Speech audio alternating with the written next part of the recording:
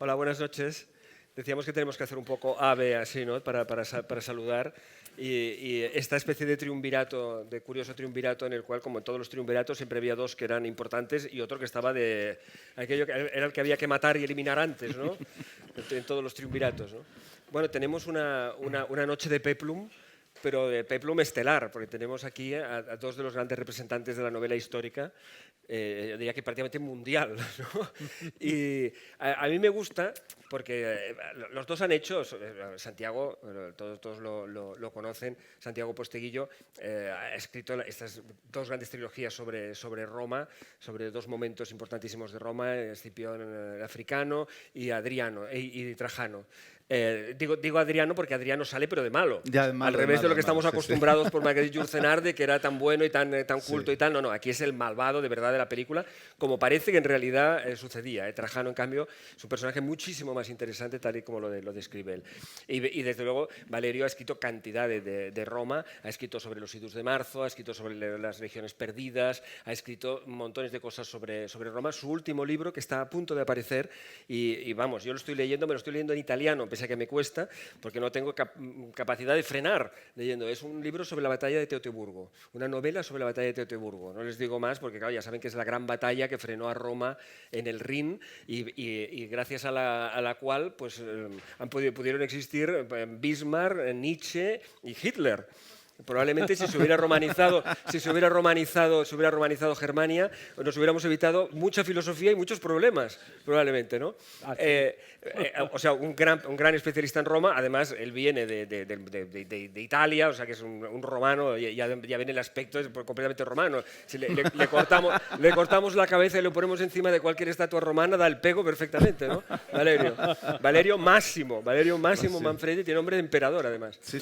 Pero Valerio lo conocemos especialmente, nos llegó al alma sobre todo con aquella increíble trilogía que hizo sobre Alejandro Magno, Alexandros, que es algo que en toda el alma y en todo el corazón de buen lector de novela histórica está allí y tiene un altar.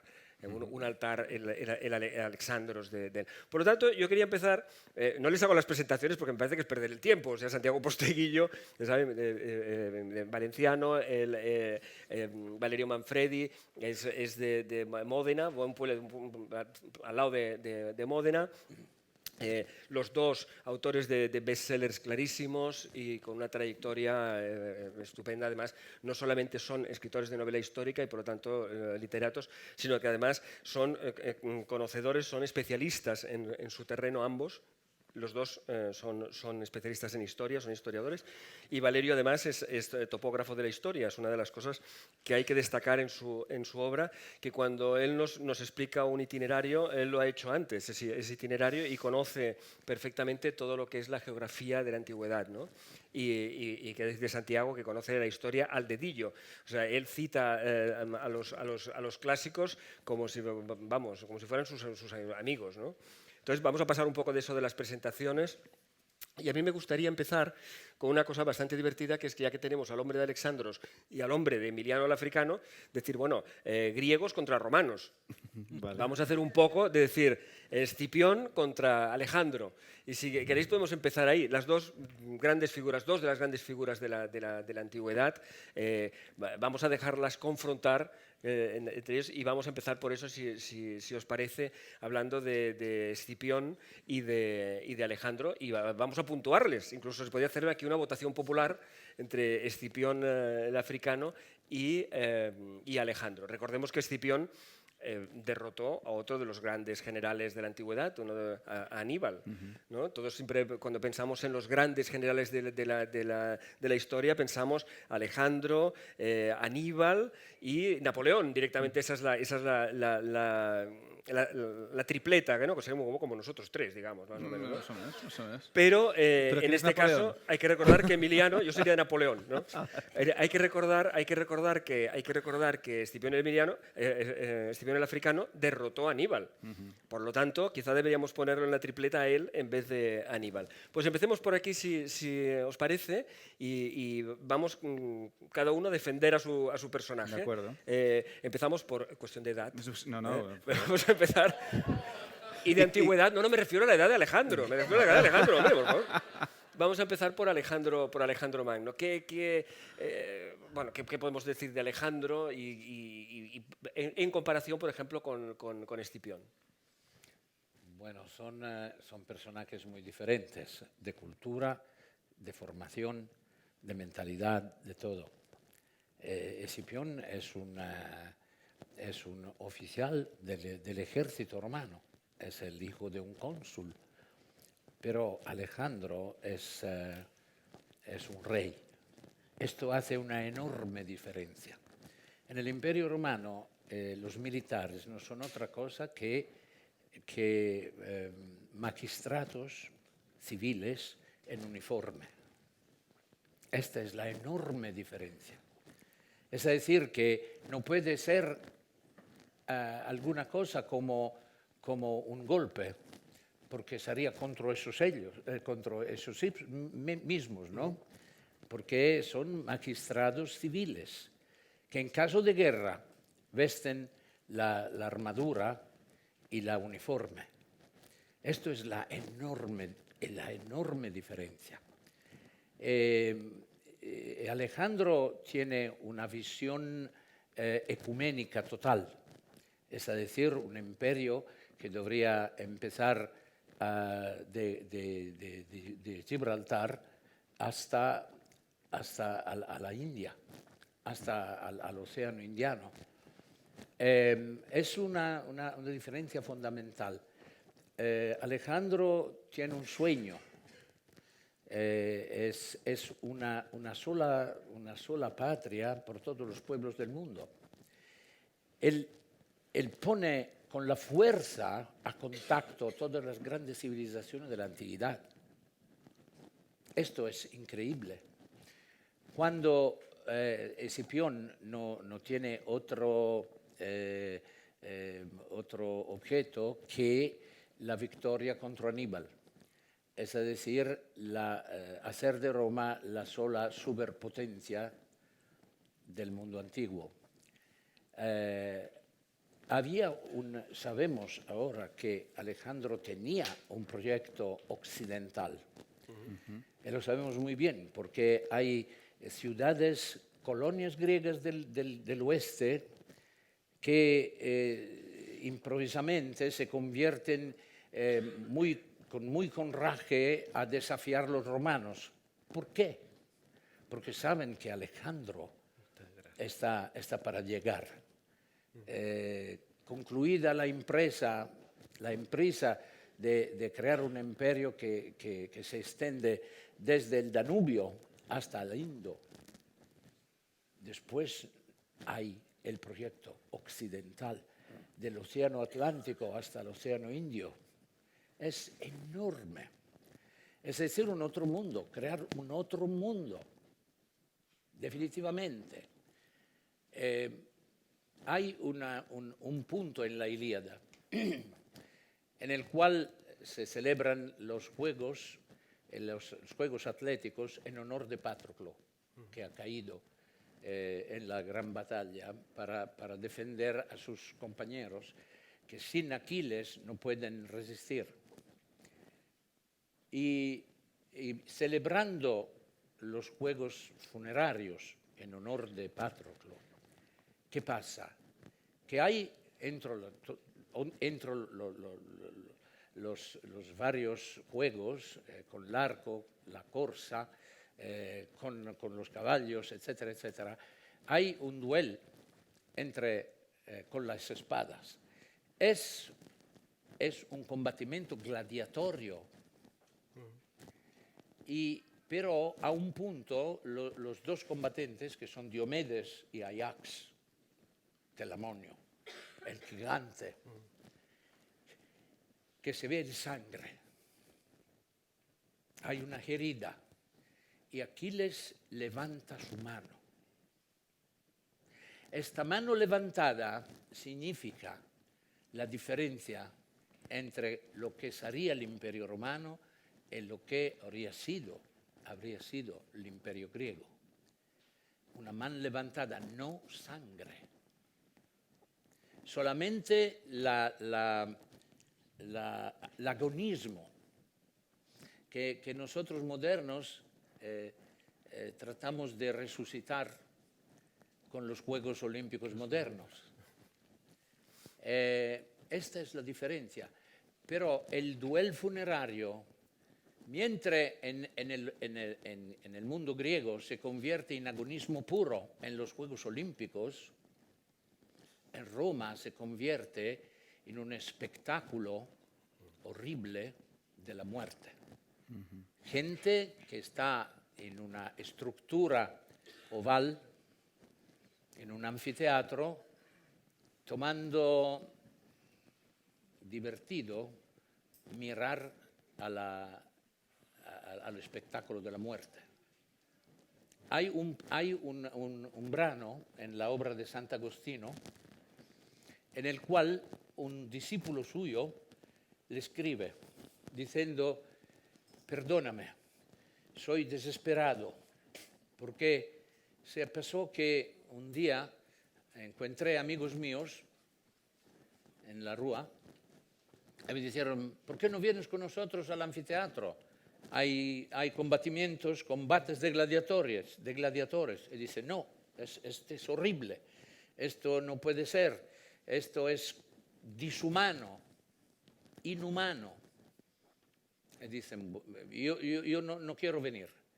Y le dicen: mira, es un espectáculo formidable, tienes que venir con nosotros, estamos amigos. Y he dicho: bueno, al final, dice: bueno, voy a venir, pero no miraré. Y así hacen, se van al anfiteatro. Él no quiere oír, no quiere ver. Está escribiendo este hombre a Sant'Agostino, que es su maestro. Dice: a un punto había una explosión de gritos, un ruido enorme, y a este punto abrí los ojos. En un minuto me encontré gritando como los otros, como un animal, como una bestia feroz. Y esto no puedo olvidarlo por toda mi vida. Dime qué quiero hacer. Me descubrí un animal feroz. Olvidé todo, los que me había enseñado, el mensaje de los evangelios, el mensaje de Jesucristo. Esta es la diferencia. ¿Y cómo se explica esto? Yo me recuerdo muy bien, he enseñado por 2 años en Loyola University, en Roma, conducía a mis estudiantes al Foro Romano y después al Coloseo. Se escandalizaban al pensar lo que se pasaba en este círculo de piedra y de mármol. Yo le decía: mira, primero, la bomba nuclear sobre Nagasaki y Hiroshima, todos los cadáveres, todos los hombres que murieron en este círculo son un picnic. A confronto de la bomba nuclear sobre ciudades pobladas de civiles inocentes, de niños y viejos y mujeres. Bueno, aparte de esto, le digo, si hoy día alguien podría organizar un combate gladiatorio, no importa dónde, en un lugar secreto, la gente pagaría $100,000 para ser presentes. Y triunfaría en Internet. Garantido. Sí. En Internet, sí, claro. Seguro. Porque esta es el animal bestial que vive entre nosotros. Bueno, por alusiones vamos a hablar de Escipión. Yo personalmente soy un admirador de la romanidad, porque habían creado un sistema.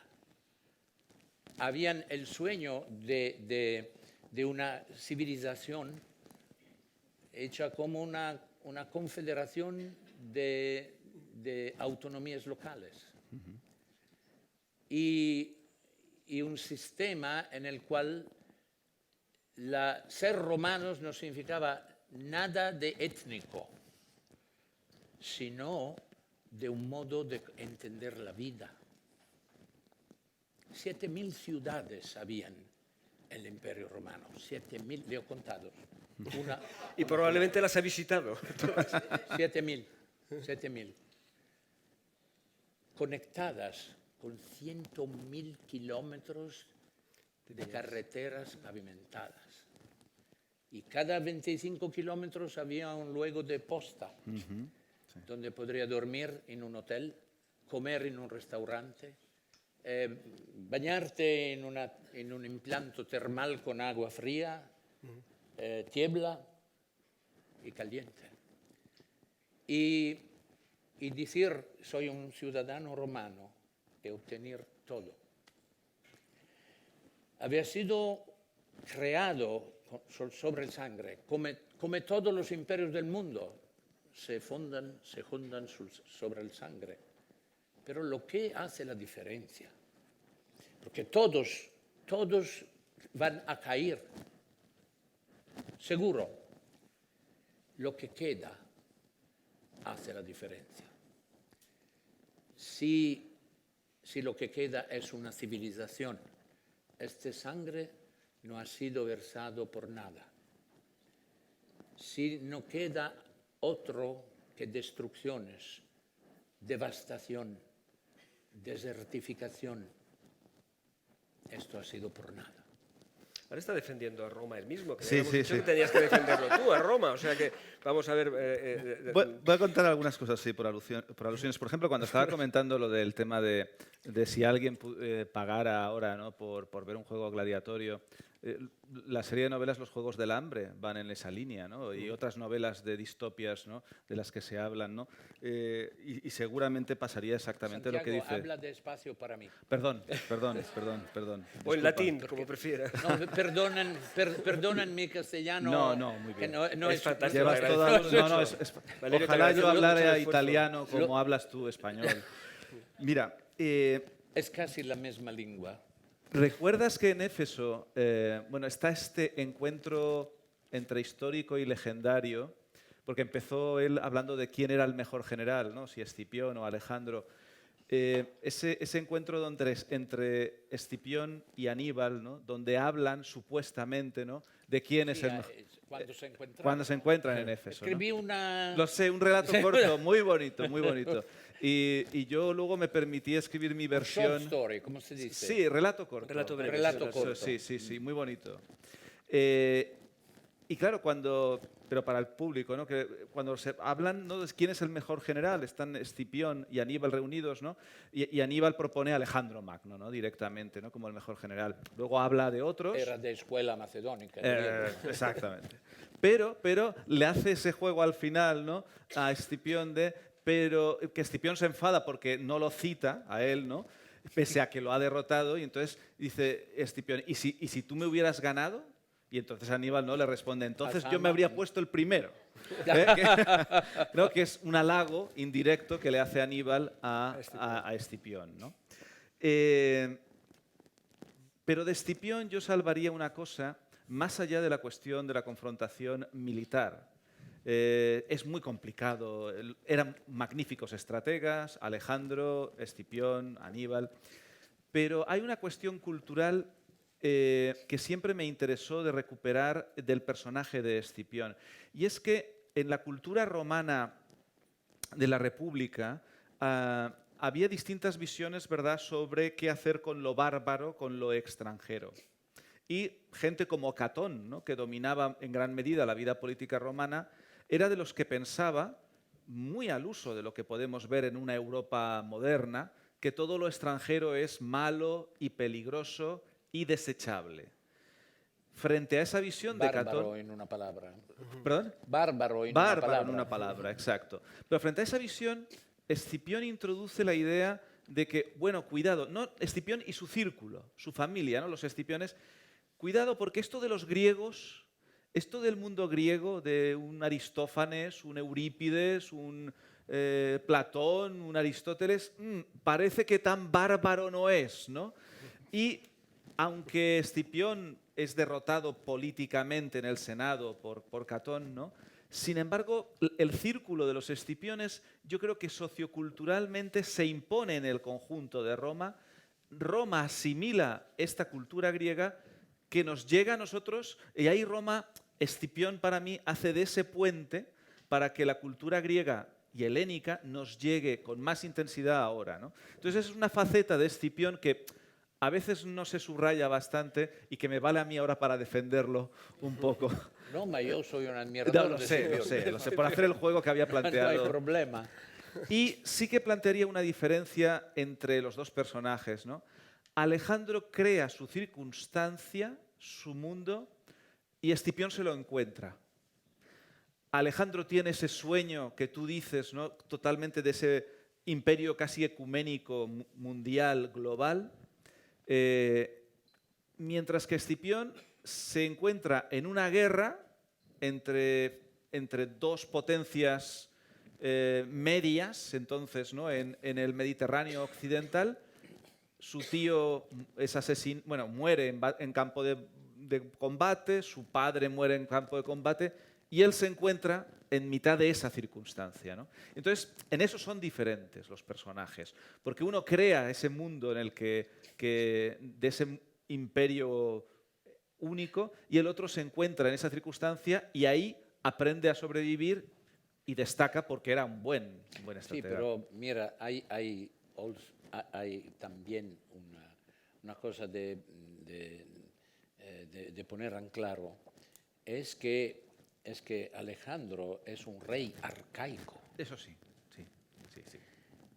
Escipión es un hombre moderno. En eso también es verdad. Es un republicano. Es un oficial de un ejército republicano, con un senado, con magistrados, con un sistema jurídico, un sistema bancario. Es un Estado moderno. Cuando Adriano herenció, se dice, Heredó. de Trajano un imperio desmesurado, 7 millones de kilómetros cuadrados, incluyendo 2 mares internos, el Mar Negro y el Mar Mediterráneo. Cuando Alejandro es un rey arcaico, su modelo es Aquiles, que sí vivió, no sabemos, sí vivió en el 12 siglo antes de Cristo. ¿Por qué? Porque la Macedonia es una entidad periférica. Es periférica. Así hay un atardamiento cultural. Hay tumbas macedónicas con el muerto que tiene una máscara de oro sobre el rostro, exactamente como en las tumbas micénicas de 14 siglos antes de Cristo. Esto crea la diferencia. Y también hay un punto muy importante. Roma nace multiétnica. Sabinos, latinos y etruscos. Así que tiene una vocación multiétnica desde el principio. El principio. Esto es formidable. Pensamos que 40 años después de la conquista de la Galia, para Julio César, había 32 senadores galos en el Senado de Roma. Los más grandes emperadores del Imperio Romano, de Trajano hasta Marco Aurelio, vienen de aquí, de España. Son romanos porque piensan como romanos, porque tienen un nombre romano, pero vienen de Iberia. Ha sido un emperador árabe en el Imperio Romano. Hay una historia muy bonita, Jacinto, no sé si la conoces, quando Hitler visitò Italia, la Italia fascista, manifestò il desiderio di visitare la Galleria degli Uffizi a Firenze. E bueno, el gobierno fascista pensó de acompañarlo con un guía excepcional, Ranuccio Bianchi Bandinelli, el más grande arqueólogo de Europa. Y durante la visita, el ojo de Hitler vede una cosa que no le gusta por nada, un busto de un general romano con armadura, en alta uniforme, pero con la cara de un negro. E dice, ¿quién es? E Ranuccio Bianchi Bandinelli dice, el segundo en comando después del emperador Trajano, el comandante supremo de una armada de 38 legiones. Pero es negro. Sí, y tenía muchos esclavos rubios con ojos azules. No le gustó por nada, Hitler.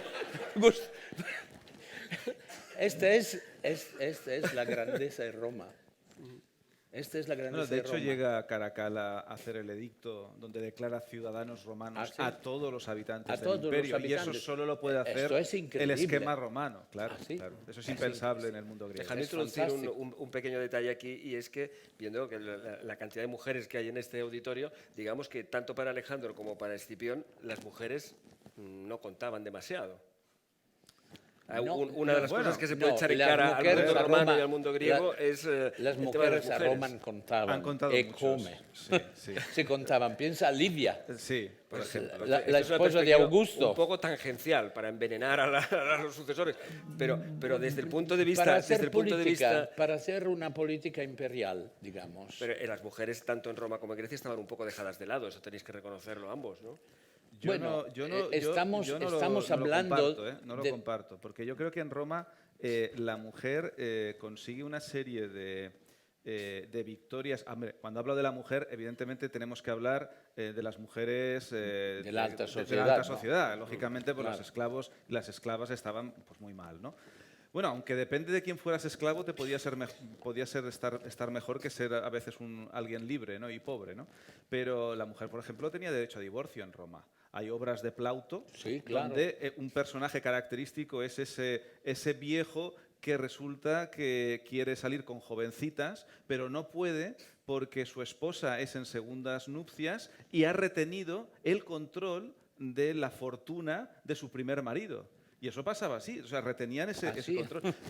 Esto, lo que pasa es que la mujer decae mucho en sus derechos en la época medieval. No, pero nos olvidamos, ninguna mujer romana fue senadora, ninguna mujer Bueno, romana. es bueno, el derecho bueno. etrusco Pero que tenía, sobrevive en el pero Imperio tenía más Romano. derechos reconocidos de los que uno podía pensar. Y el aborto, por ejemplo, era algo relativamente, en fin, no voy a entrar en la cuestión moral de lo que podemos pensar sobre el aborto, pero que era algo que ocurría y bueno, el silfium, que era lo que se utilizaba como abortivo, desaparece con la llegada, coincide, yo no digo que tenga conexión, pero coincide con el advenimiento del cristianismo siglo III-IV, cuando empiezan a dominarse, dominan, ¿no? digamos, la perspectiva cristiana del mundo romano, el silfium se extingue en el norte de África, que era el abortivo fundamental que hay.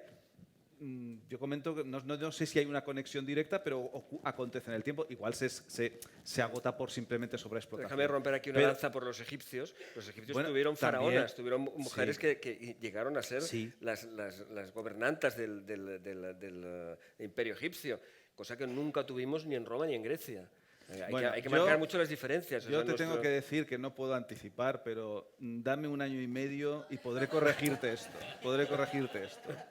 Pero necesito un año y medio para corregirte. Un año igual lo consigo. Porque empiezas a revisar la historia de Roma. No hay que revisarla. Es que lo que ocurre con la historia, en mi opinión, con respecto a la mujer, no se trata de reescribirla, no se trata de buscar feminismo donde no lo existía, Pero mujeres con carácter, ha Bueno, habido, y eso desde con luego. carácter y con poder, ha habido muchas más de las que imaginamos. Lo que pasa es que en la historia escrita por hombres siempre han quedado arrinconadas.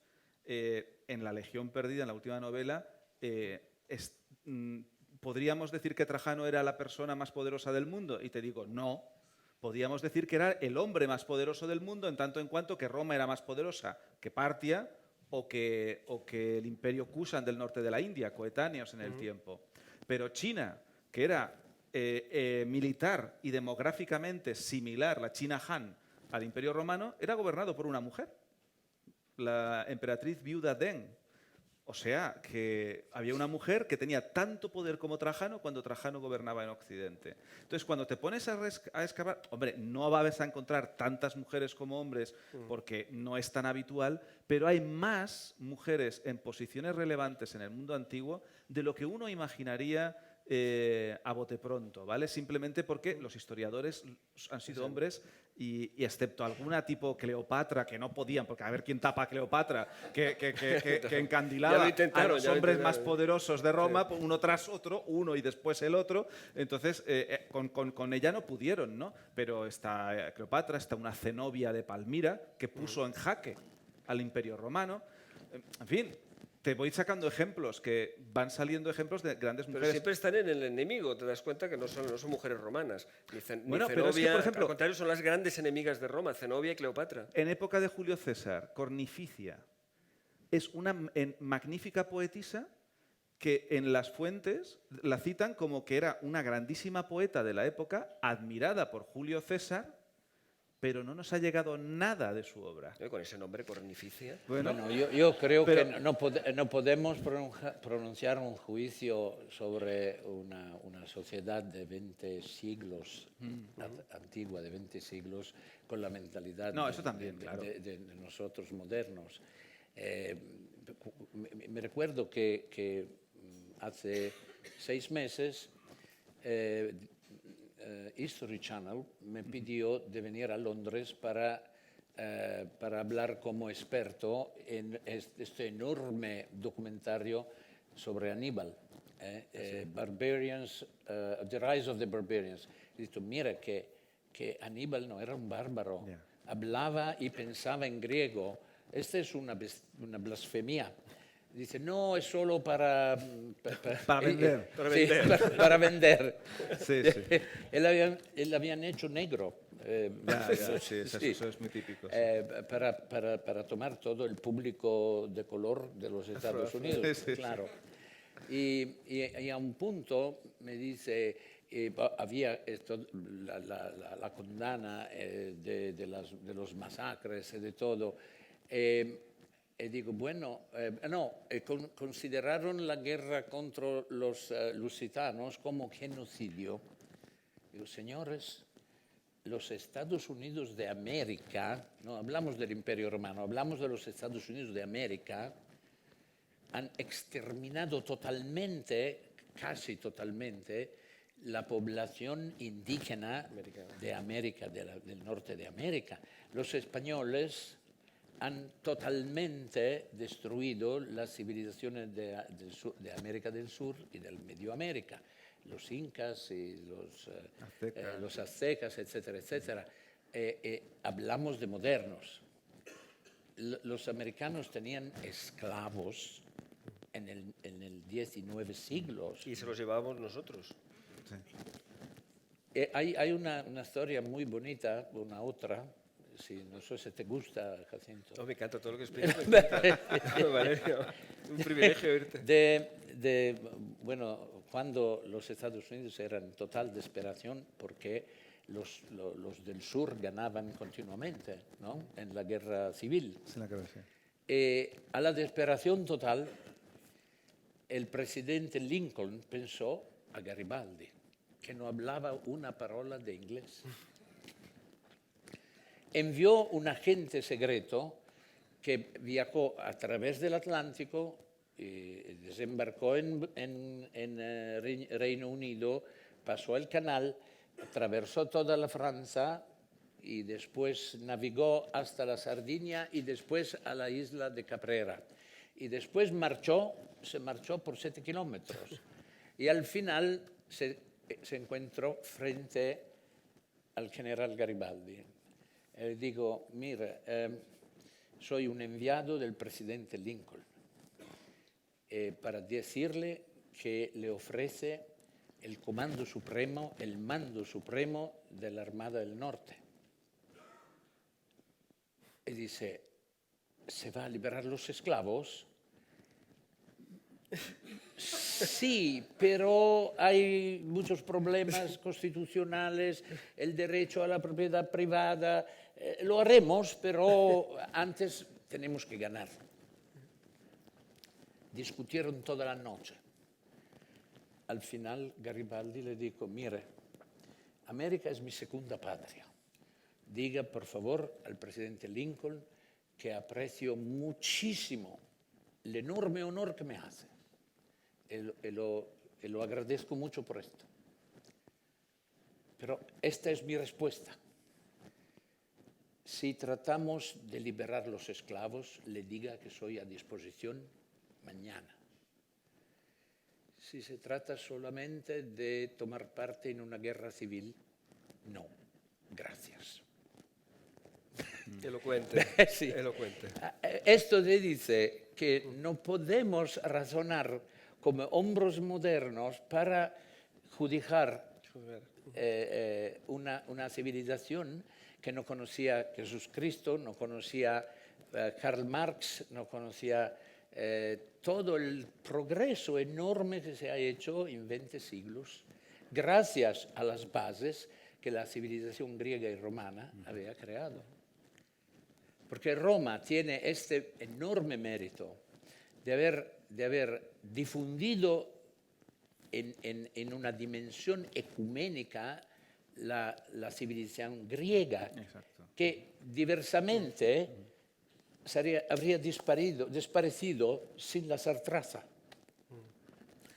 Y también la religiosidad mística de los hebreos, la difundida en todo el mundo conocido, que diversamente habría sido una de las miles religiones del imperio. Tardamos un poquito en aceptarla, por eso, ¿eh? En Roma Sí. se tardó un poquito en aceptarla, unos cuantos leones por medio, ¿no? Hubo- antes de por cierto, ¿qué opináis de todo ese imaginario estás que hablando tenemos nosotros? de los cristianos a los leones. Sí, de todo ese imaginario.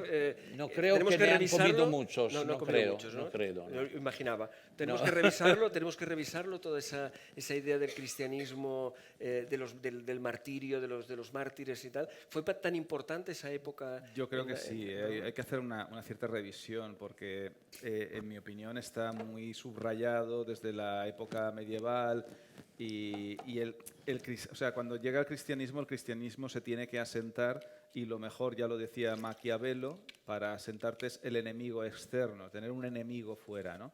Entonces, al cristianismo le venía muy bien confrontarse con lo pagano, ¿no? Confrontarse con una persecución que había habido, ¿no? En la persecución todo el mundo se crece, ¿no? Bueno, Pablo Iglesias está diciendo que no pongan la misa y la misa se está viendo más en televisión que nunca jamás, ¿no? O sea, lo cual demuestra claramente que el sentirse perseguido, hay un espíritu romántico en la población que siempre apoya al perseguido. Que ha apropiado Pablo Iglesias. Ciertamente, esta ciertamente. conversación. Eso es algo que siempre me ha llamado la atención. Pero ¿no? Que no, mira, que no empiece ahí por... la idea de Pablo ha sido súper genial. Porque se habría dicho a romanos y griegos de cortarse el... Bueno, Sí, esto, eso, ¿no? sí. Sí. El prepucio, digamos. El prepucio. Le habrían dicho si era loco. La circuncisión. Claro, les La chocaba gran mucho, idea sí. es un poco de agua, no hace nada. El Pero, bautismo. no, claro que el mundo era listo para un gran cambiamiento, porque ha dicho un grande histórico que el mundo de aquel periodo era como una orgia ecuménica. Tenían, al inicio, los estoicos son simpatizantes de los cristianos, porque perché promulgan las virtudes de los padres, promulgan el mos maiorum, la pudicicia por las mujeres, la fidelidad en el matrimonio, la austeridad de las costumbres. Es muy, muy semejante. Y no es por caso que Nerón, en la persecución de Nerón, son acostados los cristianos y los aristocráticos de formación estoica, como el conquistador de Aulo Plaucio, el conquistador de Britania. Esto es muy interesante. Después, naturalmente, todo que el hombre toca lo deforma. El mensaje evangélico es magnífico, pero ¿cómo se traduce al final? Ya en el tercer o cuarto siglo, es terrible. Nos estamos escandalizados por las destrucciones que el ISIS ha hecho en Palmira y otros lugares arqueológicos que consideramos tesoros de nuestra civilización. Bueno, ¿qué hicieron los cristianos en el V siglo? Destruyeron a Delfi, destruyeron Olimpia, destruyeron Dídima, que eran centros de una estética sublime, de milagros de cultura, de milagros de cultura, de los cuales nos quedan frústulos, pedazos, fragmentos. Digamos que sobreviví el 3 por miles, tal vez menos. Tal vez menos. Esto se ha ido por fanatismo religioso. Así que es siempre difícil. Yo creo que el historiador no es para pronunciar juicios, para acercar la verdad, esto sí, para buscar la verdad. Bien sabiendo, esto es el esfuerzo heroico del historiador, bien sabiendo que la verdad es un concepto abstracto y por eso no existe. Hablas del historiador, pero vosotros sois novelistas históricos, sois especialistas en novela histórica. ¿Cuál sería, ya que has sacado el tema, cuál sería la aportación, cuál sería el trabajo del novelista que se dedica a la novela histórica? ¿Por qué hacer novela histórica y no hacer historia? Yo creo, yo creo que Santiago tiene libros más grandes del mío. Más largos son, sí. Más grandes no lo sé. Grandes no, estoy diciendo. Vale, de tamaño. Yo creo que el novelista histórico tiene algunas ventajas sobre el historiador. Y es que el historiador, por disciplina, está obligado a detenerse donde no hay datos, donde no hay información, hasta ahí llega. Pero el novelista histórico no puede presentar un relato a los lectores, una novela de 1000 páginas, es mi estándar, y 100 páginas escritas, 100 en blanco, 100 escritas, 100 en blanco. No puedes hacer eso. Tú tienes que rellenar esos espacios en blanco con lo que yo llamo hipótesis probables. Es decir, tú cuentas lo que se sabe que pasó, el novelista, más donde no se sabe lo que quizá pudo pasar. Y tiene que ser con verosimilitud, que encaje.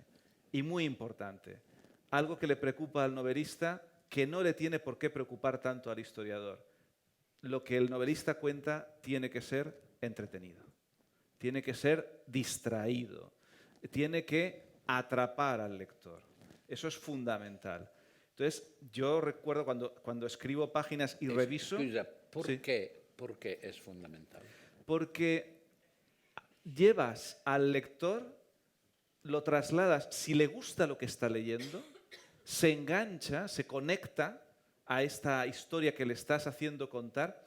Yo digo que en la historia se lee la historia.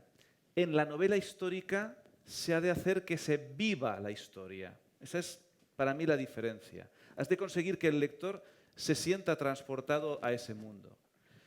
Y yo creo que eso es lo que hace que, claro, el conjunto de lectores de novela histórica es mucho más grande que el de texto histórico, porque es especializado, no utiliza destrezas de entretenimiento y llega a menos gente.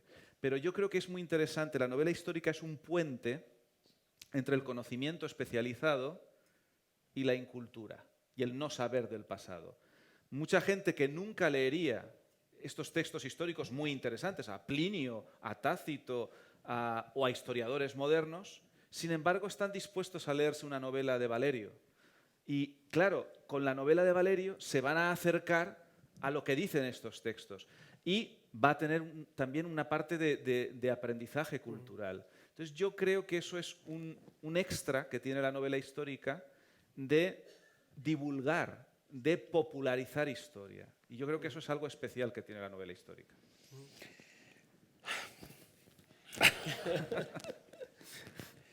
Es un buen hombre. Pero, Don Santiago. Io condivido, se puede decir? Coincido. Coincido. Sí. No, condividere. Como Comparto, sí.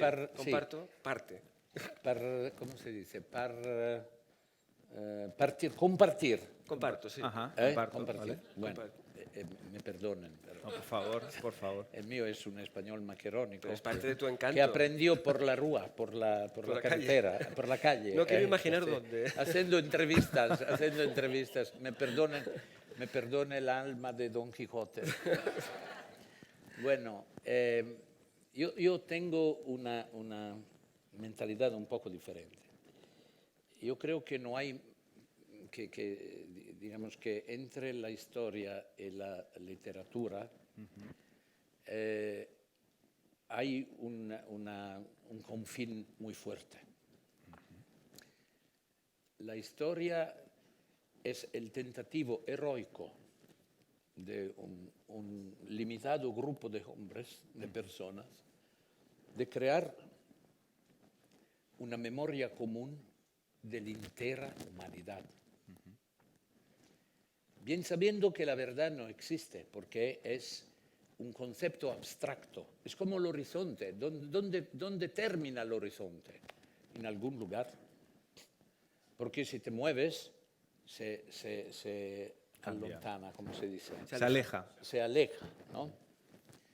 Y si mueves en la otra parte, igual.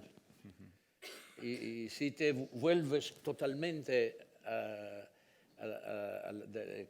la otra parte, no, es toda cosa, todo totalmente diferente. Pero es el esfuerzo que vale la pena. La voluntad de llegar a una verdad. Y creer que la verdad, antes o después, siempre se afirma. Esto es el punto heroico de la investigación histórica. Por esto, la historia tiene una responsabilidad enorme. ¿Por qué? Porque, primero, la historia tiene, ¿cómo se dice? The burden of proof. El peso de la verdad. Sí. El peso de la verdad. Exacto. Sí. ¿No? Porque lo debes probar. Cada palabra que escribes en una comunicación histórico-científica tiene que probarlo. Por eso una comunicación histórica tiene... Hay veces que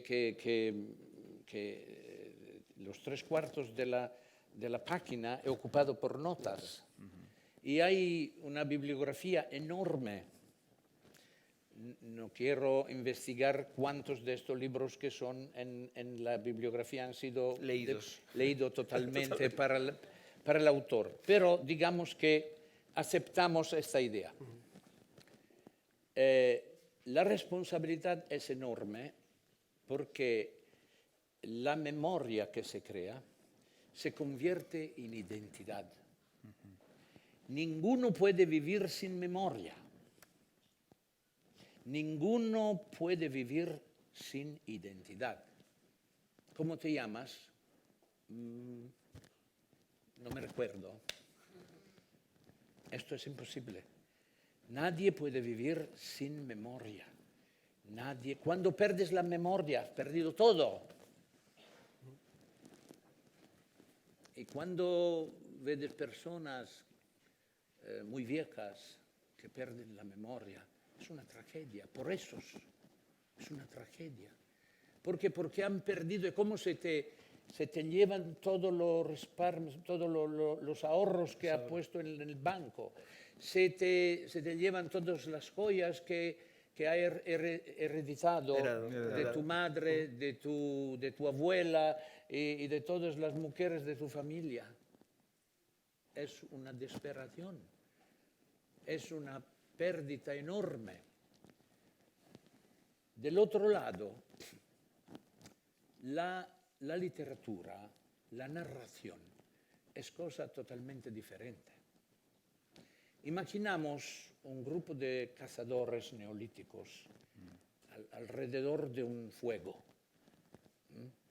Están comiendo algo. Uno de ellos empieza un cuento.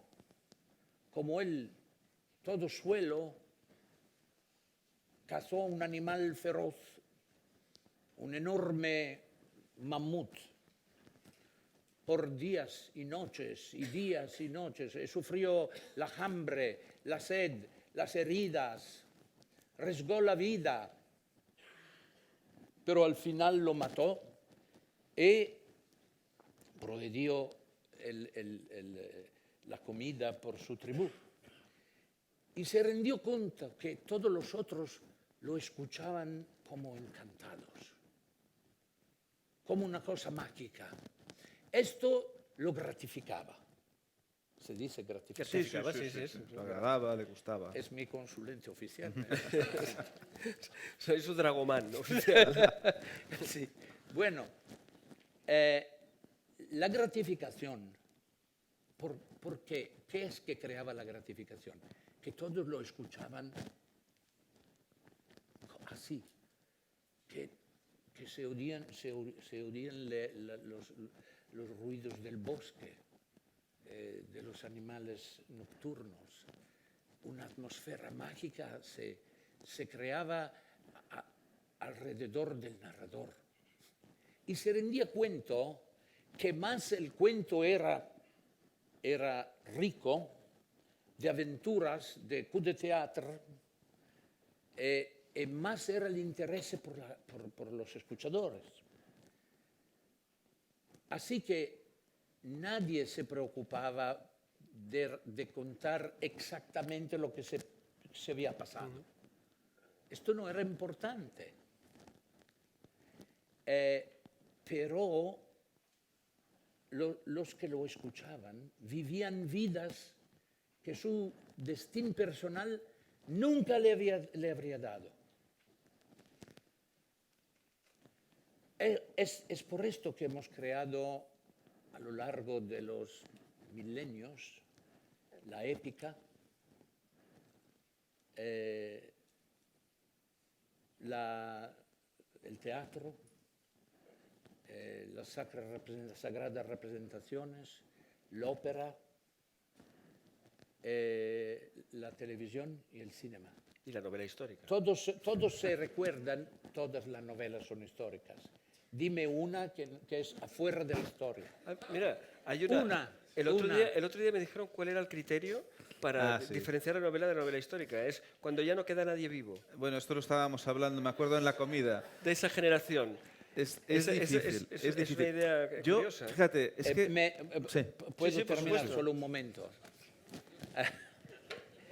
No, me han puesto con compañeros empeñativos. Empeñativos. Se puede decir empeñativos. Empreñadores también. Bueno. Fastidiosos. No. Empeñativo significa que tienes que te obligan a sí, pensar. de estar bien, a prestar atención a los que dices. A estar atención. Bueno, y este público. Bueno, la la narración es sueño. Yo soy un nieto de un narrador popular. Mi abuelo era un narrador popular. Yo me recuerdo bien cuando empezaba, se hacía silencio. Se hacía silencio. Nadie decía una palabra. Tampoco la tose. Y había todo un simbolismo en su cuento. Cuando nominaba el rey significaba vino, por favor. Había toda una simbología. Lo pagaban con madera. El árbol que puedes portar a tu espalda es tuyo. Hasta a tu casa es tuyo. Podía viajar por 1 kilómetro o más con un árbol en sus espaldas hasta a su casa. Esta era la recompensa. Bueno, lo que yo pienso que lo que te dona la literatura es la emoción.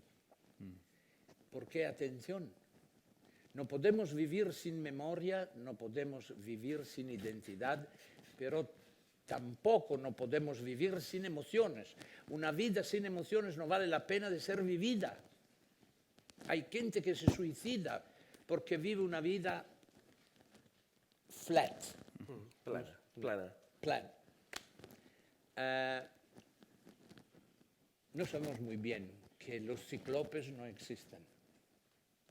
Y nunca han existido. No existen las sirenas y nunca existieron. Sabemos muy bien que no existen Scylla y Caribdi en el estrecho de Messina. Pero sin las aventuras del rey de Ítaca, seríamos mucho más pobres. Yo creo que esto es el punto. Yo soy de acuerdo con Santiago, en parte, pero este es un side effect. Es como un efecto colateral. Un efecto colateral, la divulgación. Pero yo lo considero como una gramática de base, que el medio ambiente sea reproducido de una manera fiel. Claro que no puedes plantar bananas en el jardín de Julio César. Esto se verifica. Hay gente que lo hace. No tiene vergüenza. Pero esta es gramática. Lo que creo es la parte noble de la literatura es la poesía que puede ser en ciertas páginas. La fuerza de comunicación, la fuerza de influenciar los batidos de tu corazón. La fuerza de hacerte soñar. La fuerza que te hace vivir aventuras increíbles. Amar es ser amado por hombres o mujeres fantásticas. Vivir batallas, sobrevivir a batallas destructivas, descubrir misterios. ¿Cuántos estamos? ¿Cuánto es la humanidad? 8.000 millones. billions. Por ahí andamos. Sí, 8.000 billones, digamos, Billones de americanos. gente. 8.000 millones. Cada uno es nada. En toda esta humanidad enorme, que se difunde continuamente, que se multiplica, que destruye todo, que avelena los ríos y los mares y los océanos, que destruye las forestas, que mata a los animales salvajes. Y el símbolo hombre, ¿quién es? Está centrifugado en esta máquina infernal. El sueño, la visión, la aventura, el amor, la comprensión, la compasión, todo lo que es la capacidad más alta de nuestra espiritualidad puede ser representada solamente con la literatura, no con la historia. Más de esto, mientras que, he terminado, más de esto, la historia se exprime en dos dimensiones.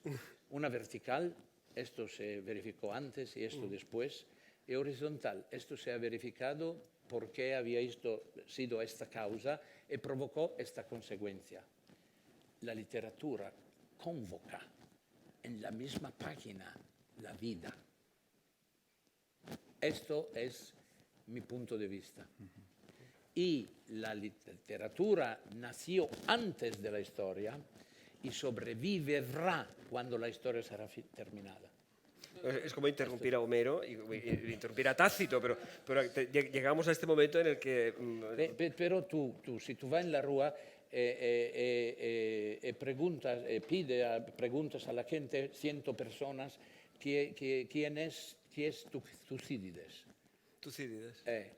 Tal vez 2 o 3 podrían contestar. Pero si Yo tú, creo que aquí mucha más dices, gente, ¿conoces Homero? Bueno, el caballo de Troya, Helena, la más hermosa mujer del mundo, etcétera, etcétera.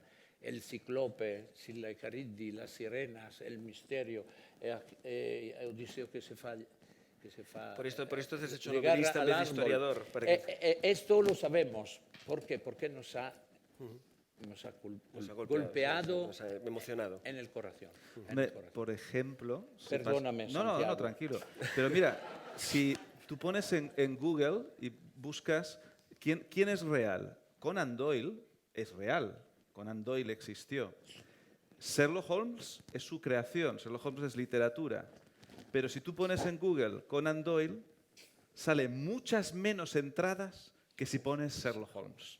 Si pones Sherlock Holmes, salen millones de entradas. Si pones Conan Doyle, salen 200.000. La literatura, es un ejemplo, está superando ahí a la realidad, ¿no? Sí, claro que sí. Siempre ha sido Sí. igual. Tenemos que dejar ahora que la gente haga unas preguntas, que aprovechen que estáis vosotros dos aquí.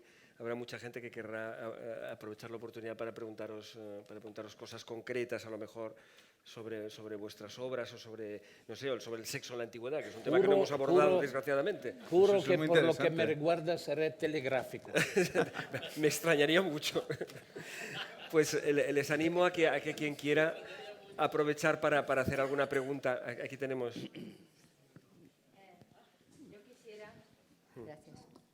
Yo quisiera comentar, al principio de vuestra intervención, habéis dicho que la mujer en la antigüedad era de poca importancia o no se había descubierto la importancia. Yo le digo al señor Manfredi que hubiera sido de Alejandro sin Olimpia, que hubiera sido de Augusto sin Libia, que hubiera sido de Constantino sin Helena, que hubiera sido de Egipto sin Jesús. Ahí están las mujeres. Además, tenéis, para más INRI, tenéis las pitonisas, que ocupan un lugar muy especial dentro de la cultura grecorromana, y tenéis, por supuesto, las vestales. Toda esa fauna existió y dominó mucho, casi por encima de los hombres, porque eran los hombres los que las iban a consultar. Así es que la mujer está muy presente en la historia antigua. Otra cosa que os quiero decir es que la primera vez que yo fui a estudiar historia, mi profesor, cuando estudiaba historia antigua, me dijo, sobre todo, no leáis, mientras estéis estudiando, literatura histórica. ¿Por qué? Porque os puede llevar a la confusión. Aquí buscamos verdades ciertas. Lo otro es una verdad cierta, pero envuelto en un aroma que os hará que la realidad de lo que estudiamos sea floja, no tenga ese espíritu. Y eso os hará daño porque os rebajará el interés por lo que estáis No estudiando. tendrás que contestar telegráficamente porque la pregunta es ya Sí, es una mira, respuesta. Mira, dime sintéticamente Sí. cuál es la pregunta. Que sí. ¿Pero le querrías hacer alguna pregunta concreta? ¿Querías preguntar por Mesalina, por ejemplo? ¿Querías preguntar algo concreto? No. Bueno, De- yo sí que te digo yo que no- yo me he no- desmarcado de no la lograba de cuestión esa. localizar Lo la he dicho señora. yo me he desmarcado claramente. Yo pienso que la mujer no está correcta. Claro, claro, claro, claro. Mi siguiente libro de relatos empieza con Safo, para empezar. Y la siguiente novela histórica que voy a hacer te va a gustar mucho, estoy seguro. Pero sacamos lo una tengo- exclusiva, vamos a sacar pero una lo exclusiva. claro, es que me van picando, me van Sí, sí, picando. Me has sí, picado tú yo antes, pongo me la van oreja, picando. yo pongo la oreja. Pero sí que eso lo tengo muy claro. Y tú has oído hablar del test de Bechdel. Claro, pues el test de Bechdel yo procuro aplicarlo a las novelas históricas que hago. El test de Bechdel, para el que no lo conozca, viene a decir, bueno, viene una autora de cómic norteamericana, van dos amigas andando por la calle y una le dice a la otra, ¿por qué no vamos al cine? Y una le dice, no, yo no voy al cine si la película no cumple 3 normas. 1, que tenga personajes femeninos con nombre. 2, que esos personajes femeninos con nombre hablen a solas alguna vez entre ellas. Y 3, que hablen de algo que no sea hombres. Y termina. La última película que pude ver fue Alien. ¿Vale? Entonces, este test es muy controvertido, ¿vale? Es muy controvertido, pero a mí me parece estimulante para las novelas que hago. Y ahora procuro que mis novelas superen este test. Pero trabajando en el mundo antiguo es complicado por la escasez de documentación sobre las mujeres. Pero yo creo que si se investiga lo suficiente, se encuentra. Pero cuesta. Me he alargado yo ahora un poco. Bueno, te tocaba. Te tocaba. Lamentablemente, en la antigüedad, que tenía la fuerza, la usaba. Ya, sí. Por esto las mujeres no tenían poder, por eso los pueblos menos evoludos venían derrotados,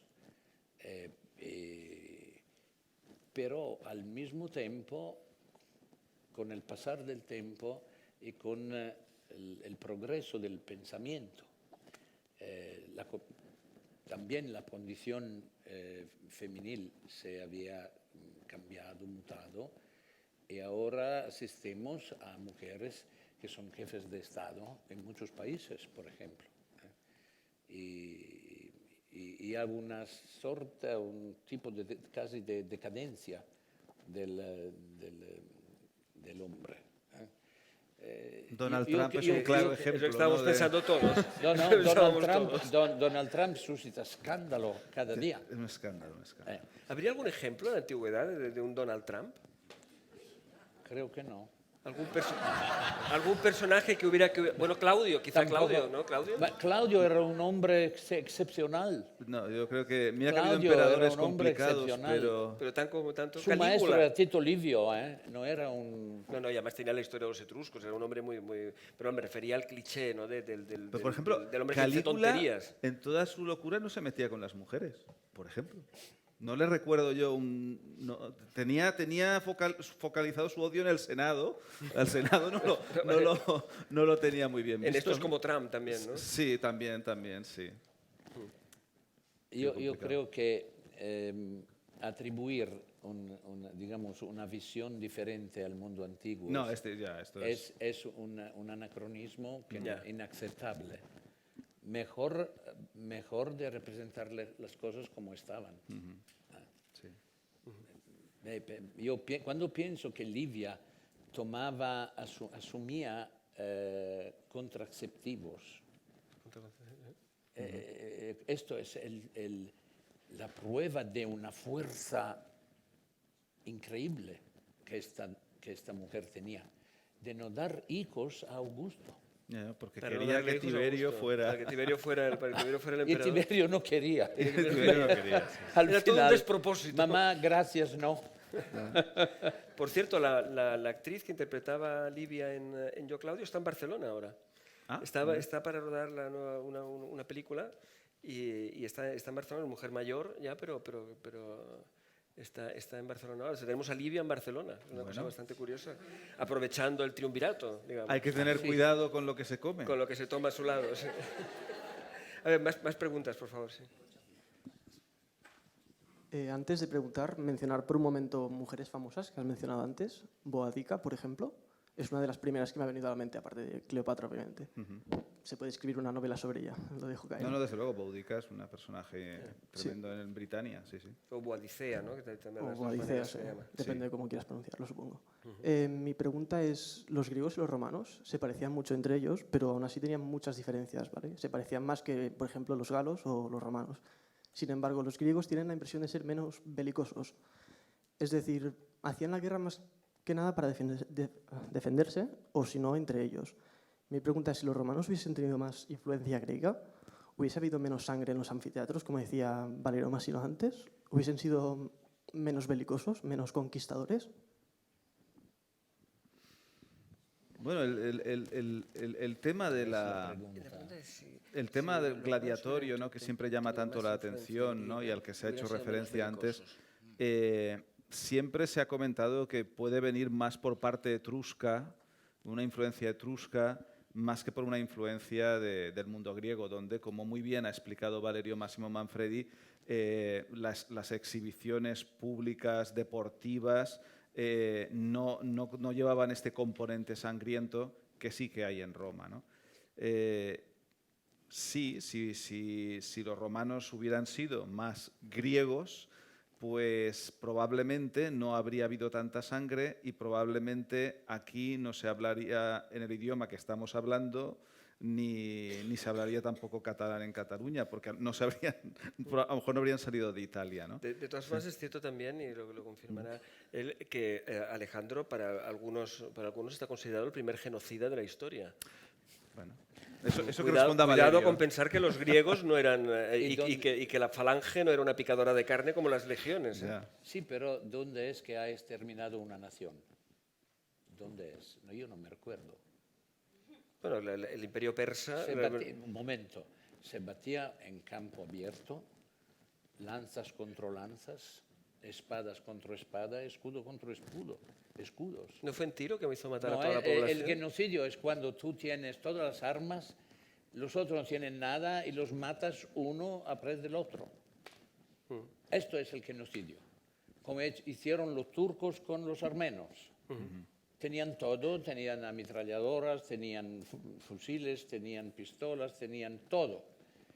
Tenían poder, y los otros no tenían nada, y lo han exterminado como ovejas. Esto es el genocidio. ¿Y los romanos? O el genocidio. Bueno, los romanos... sí que hicieron a veces los romanos, algunas cosas contra población civil. Las ideas muy simples.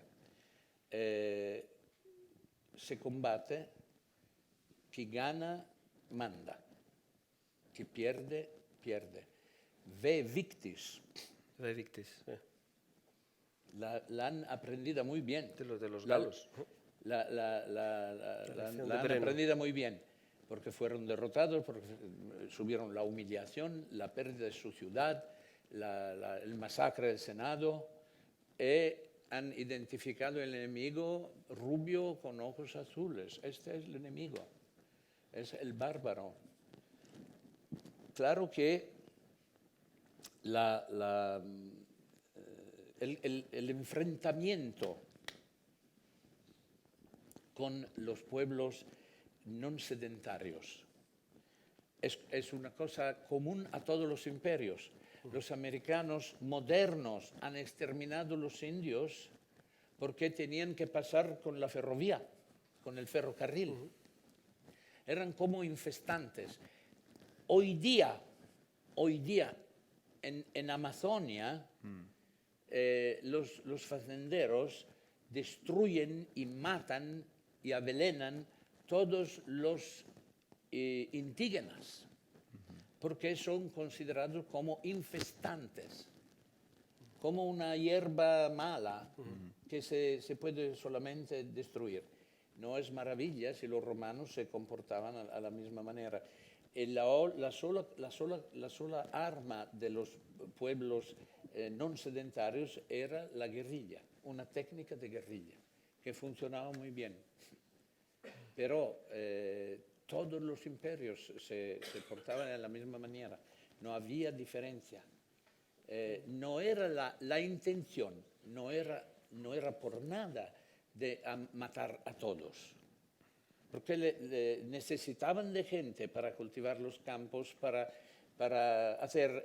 aprender a hacer el vino, el pan, los animales del ganado, etcétera, etcétera.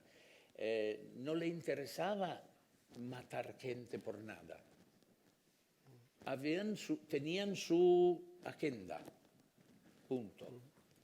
¿Más Punto. preguntas? ¿Más aquí? ¿Hay una allí también? Però, Sí. però una cosa importante, Plinio el Viejo dice que el exterminio, bueno, en batalla leal, de los galos durante la campaña de Julio César se habla de 1 millón de muertos. Sí. Pero no eran ovecas que le han cortado la cabeza, no, uno tras del otro. Eran guerreros en campo de batalla, los unos contra los otros, con las mismas armas. 1 millón de muertos. Por la primera vez en la historia del Occidente, Plinio dice fue un crimen contra la humanidad. Porque al final la cultura hace progresos, los que utilizan la violencia se dan cuenta que es negativo, que la paz es mejor. Adriano comprendió esto y trató de hacer del Imperio Romano el único lugar donde podría valer la pena de vivir. Esto es un gran hombre de Estado. Decíamos. Me dicen que es la última pregunta, o sea que... Bueno, intentaré ser breve. Bueno, dar las gracias por haberos escuchado a vosotros. Tenga el micrófono así. Así. No, così, horizontal. Así. Bueno, decir que yo soy historiador también, pero como decía antes una compañera por ahí que le dijeron que no leía novela histórica y todo eso, decir que yo, por ejemplo, me introducí en la historia a través de Alexandros, después a Santiago Postillo, o por ejemplo Colin Maculo, con Consistoria de Roma. Decir que esto, que incluso mi tesis doctoral va un poco sobre el vínculo que se puede establecer entre novela histórica, televisión, videojuegos, que cuando estoy en el mundo de la academia, ver esta aversión hacia lo que no es historia, lo que es más alternativo, lo que es divulgativo, y que hay muchos historiadores que incluso lo desprecian. ¿Qué pensáis vosotros realmente del historiador? Si os habéis enfrentado a ello, si hay buena consideración, no hay buena consideración. Porque yo creo que la novela histórica al final es como decía Valerio, conecta con la identidad en gran parte. Es ver una parte de tu historia, de tu cultura. Y que a veces desde la universidad, desde este mundo, pues se ve un poco como la novela histórica, esto no es bueno, esto se lo han inventado, esto no es real. Pues yo creo que puede aportar y mucho. No sé qué más podéis decir. ¿Habéis tenido, Síntesis. habéis tenido problemas con la academia, con los historiadores oficiales por hacer novela histórica? ¿Cuál ha sido el rapport, la relación con ellos? La mía, buena, no he tenido ese problema, pero sé que esto también es porque en España ha cambiado y la academia, el historiador más académico, universitario, ha ido cambiando su perspectiva, su opinión sobre la novela histórica y creo que ya no la ven tanto como un enemigo, sino que puede ser un elemento divulgativo que no tenga que ir contra la historia necesariamente.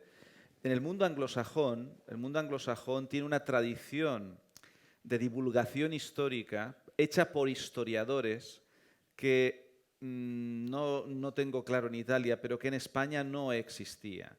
En España había una gran frontera, separación entre historiador, novelista.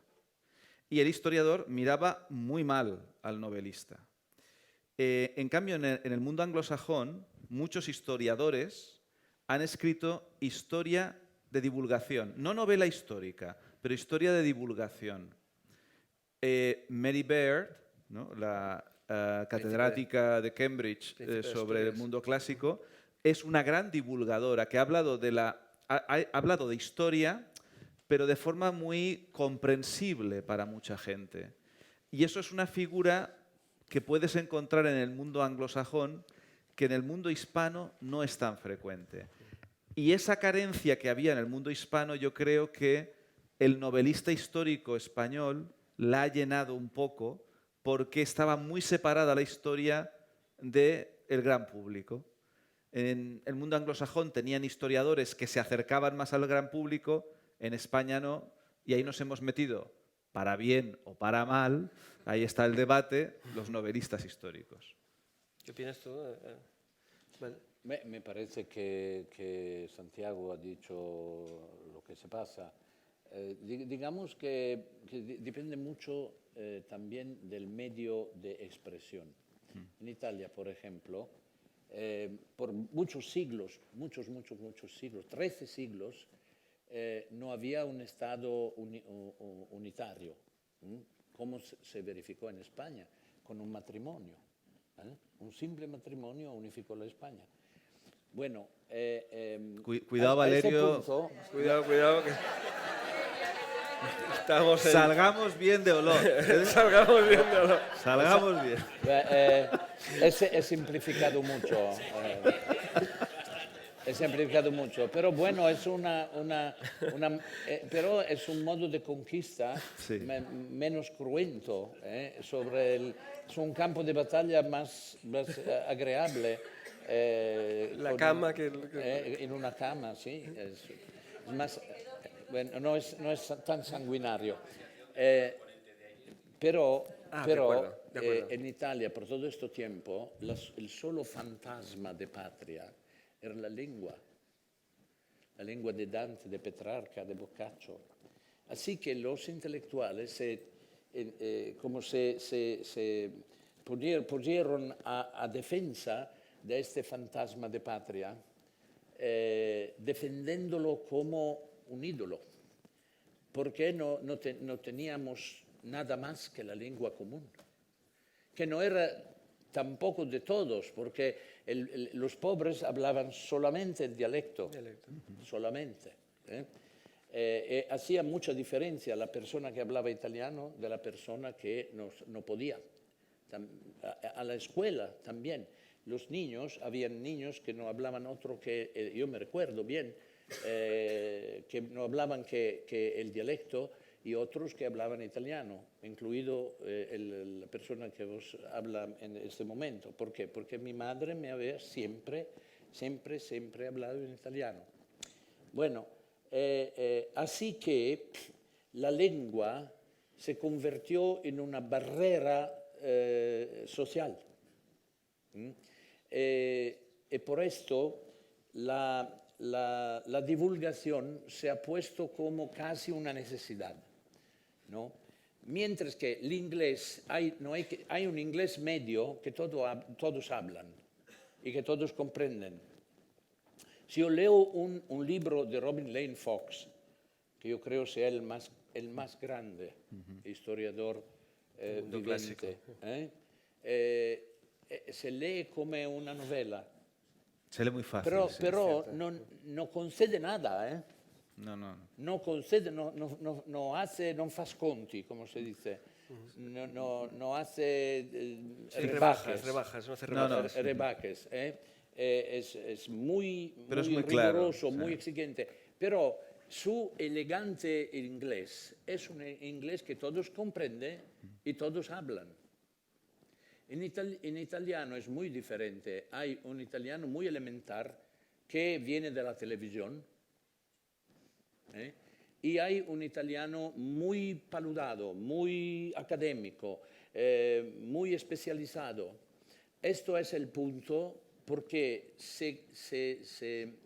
de alguna manera se siente como la necesidad de un mediador, ¿no? Que hable un lenguaje, que sea un hombre que comprende el lenguaje de los académicos y tiene la capacidad de traducirlo por los que no comprenden. Esto es el motivo. Yo pienso que, como decía antes, la divulgación es un side effect, es un efecto colateral. La mejor cosa puede hacer la narración literaria es de comunicar emociones, de nos donar vidas alternativas y paralelas. Creo que tenemos una última aportación aquí. Yo quería hacer solo una intervención casi por alusiones. Yo pienso que hay tantos historiadores como aquello de cada maestrillo con su librillo, pues que hay historiadores de todo tipo. Y pues habéis encontrado historiadores que no recomiendan novelas, lo siento, pero yo no paso ni una clase en la que no cite 1, 2, 3 novelas, 1, 2, 3 películas, algún cómic, y además me gustaría montar en la universidad un máster de videojuegos. O sea que aquí hay de todo. Hay de todo, claro que sí. Muy bien. Bueno, pues vamos a dejarlo aquí para quien quiera seguir.